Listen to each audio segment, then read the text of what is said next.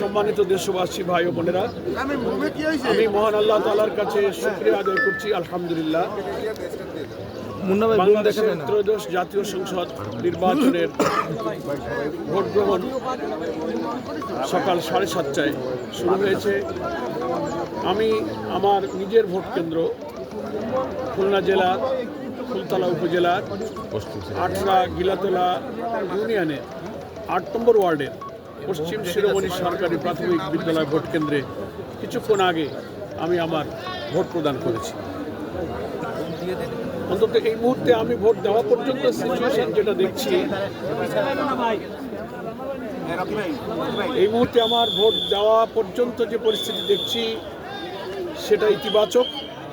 জনগণের অনেক উৎসব মুখর একটা মানসিকতা সাড়া, তারা আনন্দের সাথে এ পর্যন্ত ভোট কেন্দ্রে আসছেন। এখানে ভোটারদের প্রচুর সমাগম, উপস্থিতি এবং ভোটারদের লম্বা লাইনও আমি দেখতে পেলাম।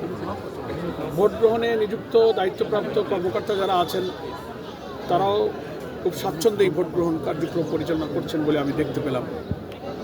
আমি সারা বাংলাদেশের ভোটার ভাই ও বোনদের কাছে আমি আবেদন জানাবো, এই ভোট হচ্ছে আমাদের জুলাই অভ্যুত্থানের সহস্র মানুষের জীবন, 30 থেকে 40 হাজার মানুষের আহত, ক্ষতবিক্ষত, নির্যাতনের চিহ্ন নিয়ে যারা একটা নতুন বাংলাদেশের স্বপ্নে বিভোর, তাদের স্বপ্ন পূরণের জন্য আজকের এই ভোটটা খুব গুরুত্বপূর্ণ এবং একটা ইনসাফপূর্ণ, মানবিক, সমৃদ্ধ নতুন বাংলাদেশ গড়ার জন্য 18 কোটি মানুষ কিন্তু দেশের এই রাজনৈতিক পরিবর্তন ঘটিয়েছিল এবং তারই একটা পরিণত রূপ লাভ করবে আজকে ভোট গ্রহণের পর জনগণের নির্বাচিত জনপ্রতিনিধিদের মাধ্যমে যে সরকার গঠন হবে। বাংলাদেশের মানুষের সে আশা আকাঙ্ক্ষা, দুঃখ কষ্ট লাঘব করে একটা ইনসাফপূর্ণ সমাজ তারা গঠন করবে। সেই কারণে এই আজকের দিনের নির্বাচনটাকে আমরা খুব গুরুত্বপূর্ণ মনে করি।